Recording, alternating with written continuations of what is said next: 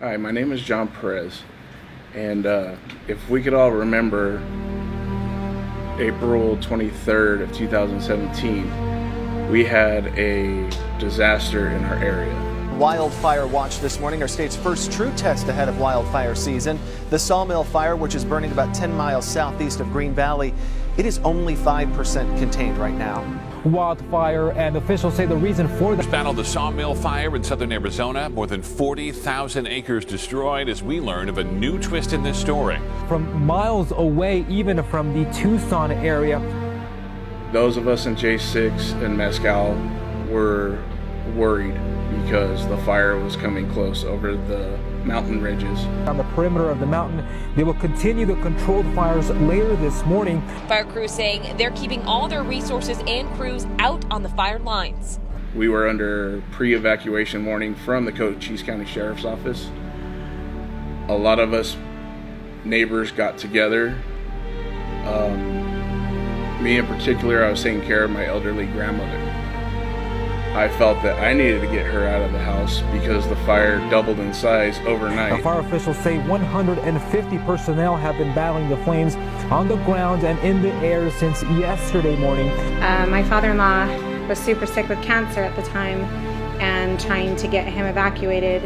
And we saw people pulling out with trucks and horses and campers. People were loading everything that they owned. We not only were trying to load what big possessions that we had, but we're trying to get my father-in-law out of the house away from the smoke due to his chemotherapy and that stuff. People have been evacuated as a precaution, and the fire has prompted some road closures. It would take us one ember to get into these fine fuels, and they're flashy, so it would be off to the races again. And with more than 600 personnel and roughly 150 people out of their homes, volunteers like Monica Rega helping to push positivity. The community of Benson was awesome.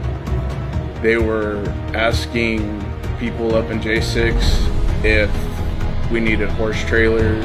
Doing some research on the Sawmill fire after the fact, I found out that Jacob Karchner was instrumental in getting deputies, law enforcement, search and rescue, a lot of departmental people up to J6 so we could have a conversation about when it's time to leave, the pre-evacuation orders, the ribbons on the house or the properties, letting us know that we've been talked to. The department was a huge presence there. They were there to help. They were always, right outside. If they saw somebody in need, they were right there.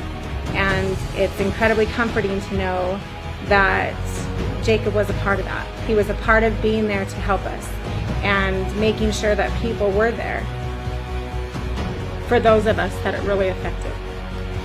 To have the presence there for us to make through, a lot of it was huge.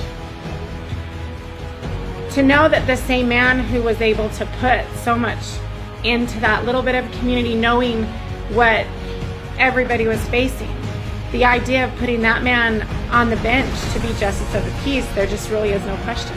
Having somebody that has that kind of heart, that will reach out when it's not even necessary, imagine what he will do for the families and the youth who will face him in court.